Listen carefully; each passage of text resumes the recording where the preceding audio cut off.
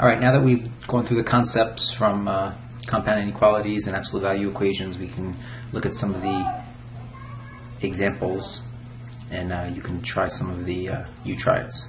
All right. So the first example deals with a three-part inequality, right? And I give you this three-step process for solving a three-part inequality, right? Generally, the three-part inequalities are going to have a number on the left side, a number on the right side, and some kind of variable expression in the middle. Okay. So all you're going to do is you're basically just going to solve it like it's a normal inequality, except that whenever you do something to one of the parts, you have to make sure you do it to all three of the parts, not just two. Okay. So the goal is going to be just to isolate the variable in the middle. So I'm going to try to isolate that x in the middle. So you just, follow your normal process, inverse operations, right? So I'm going to get rid of this negative 5 by adding 5 to all three parts. Okay. So now I have a negative 6 on the left, a 3x in the middle, and then a 3 on the right. And now I would just divide each side by 3. Actually, not each side, each part, right? Because it's not just two sides. So divide each part by 3, and I'm going to have negative 2 is less than or equal to x is less than 1. And that's essentially solved, right? The inequality, that's the solution in inequality form. Now, if I were to write this as an interval, I would again, remember it always goes least to greatest. So the smallest thing in there is negative 2. The biggest thing in there is 1. And the negative 2 is included because it's less than or equal to sign here. So this is going to get a bracket. Now the 1 is not included because it's just a less than sign here. So it's strictly less than 1. 1 is not included, so the 1 will get the parenthesis. And then if I want to graph this on a number line, it's pretty simple, right? It's just the region between negative 2 and 1. Right? And again, remember we had the option here. You can either use the bracket on the negative 2 and the parenthesis on the 1 and then just shade in the middle, or you could have used the closed circle on the negative 2 and then the open circle on the 1 and shade in the middle. Okay? So that's a three-part inequality. Generally, the only mistake people make with this is they forget that they have to, do something to all three parts and not just two parts. So a lot of times, like, they might add 5, like in the first step, they would add 5 to the left and the middle, but they'd forget to do it on the right.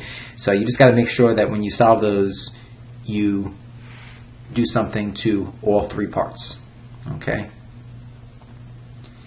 Now, really, a three-part inequality is just an AND inequality that's combined into a single statement.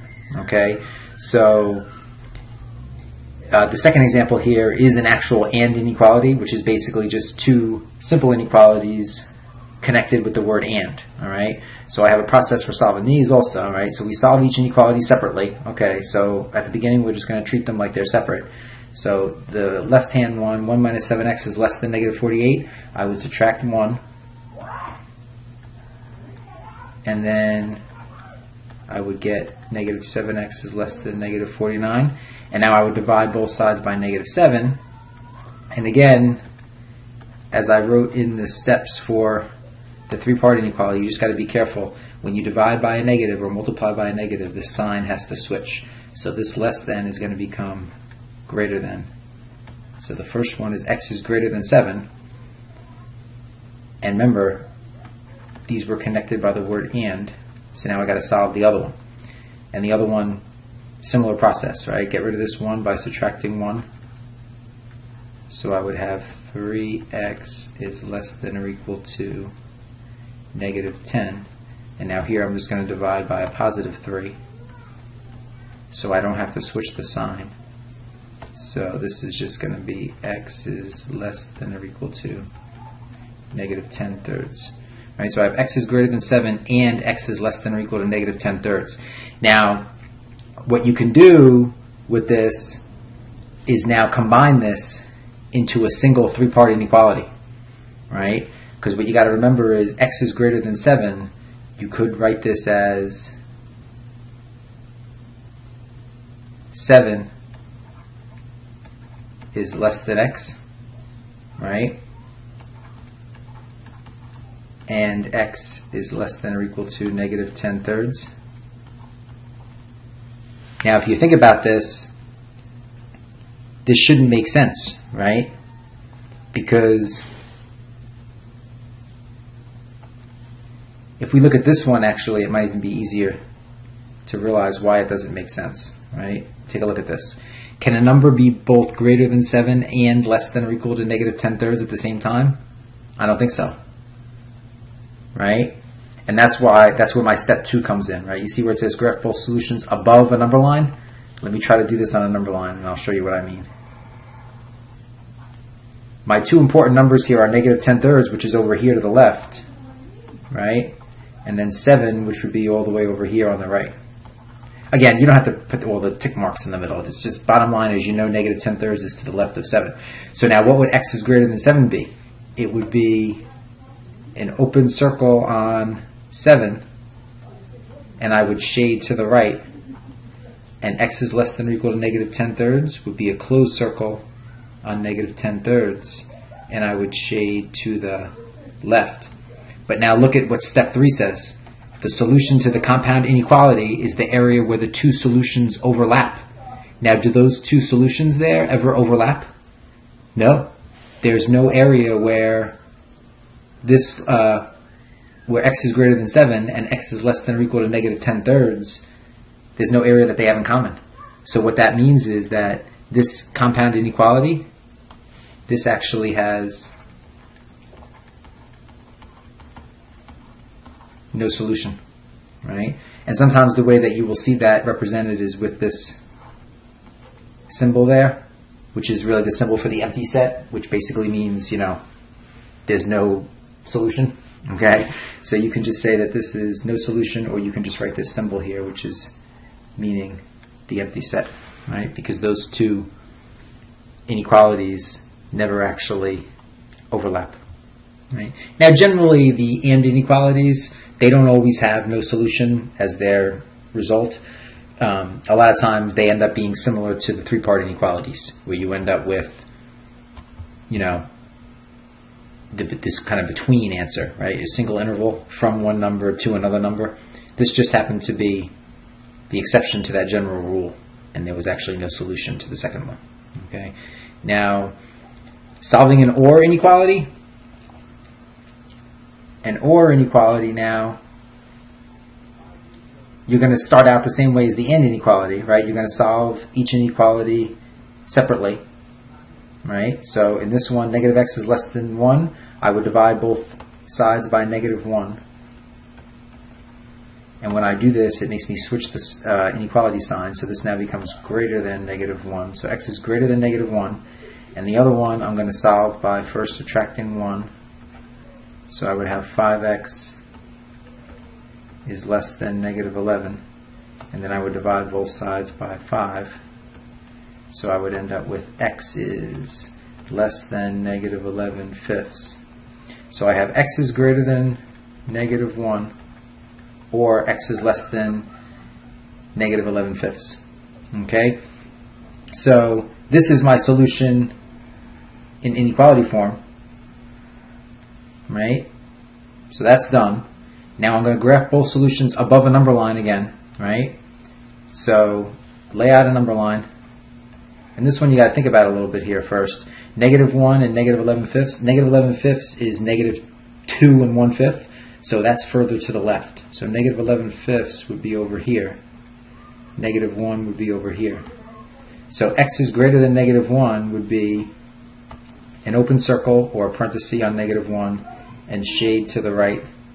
And x is less than negative 11/5 would be an open circle or a parenthesis at negative 11/5 and shade to the left. Okay? Now, the thing I want you to realize here is if this was an AND inequality, there would be no solution because those 2 red lines there never overlap.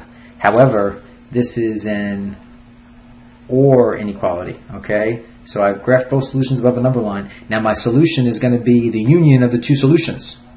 Right? The union of those 2 red lines. And union, what it means is you just put them together. So when you put them together, what do you end up with? just those two individual intervals. So I have one interval here, and I have another interval here. So that would be my solution on the number line.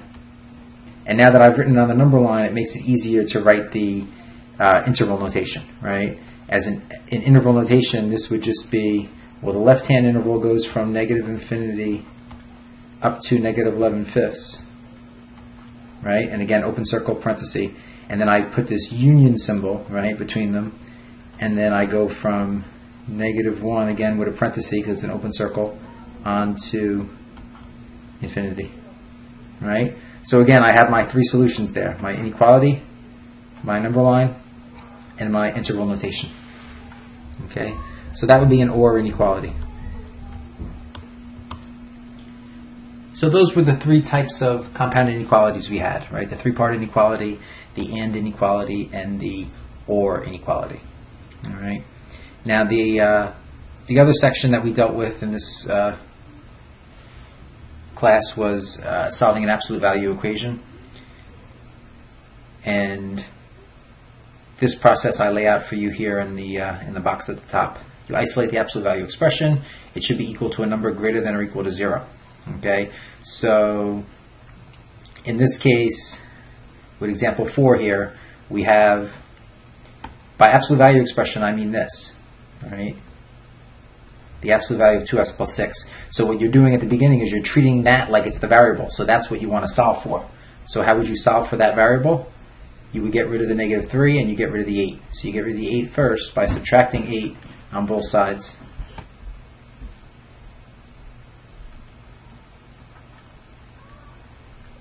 So then I would have -3 times the absolute value of 2x plus 6 equals -6. And if you stopped here, if it was isolated, you'd say there's no solution, right? Because you can't have the absolute value equal to a negative. However, you still have that -3 out front.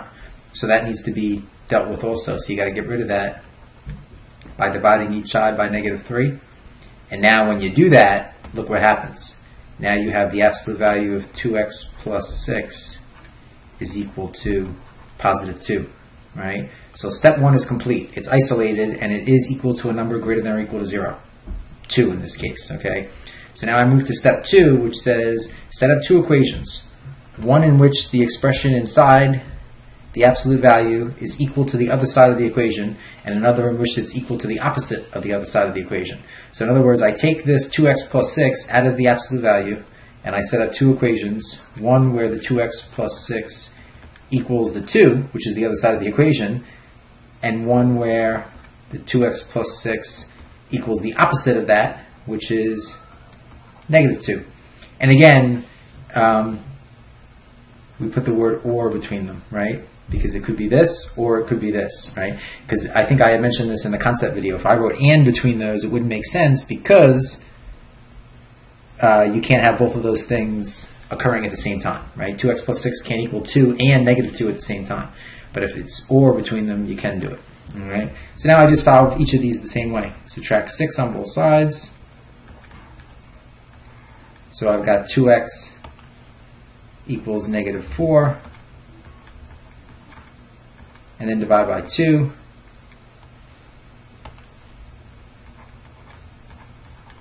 So I've got x equals -2. And then I solve the other one using the same steps. I subtract 6.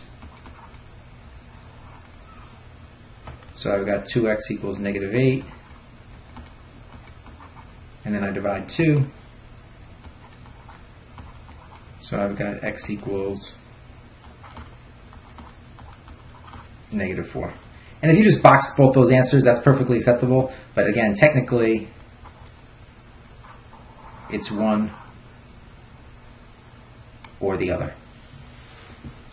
So that's your solutions, x equals -2 or x equals -4. And you could plug those back into the original equation and verify that they do in fact make the original equation true.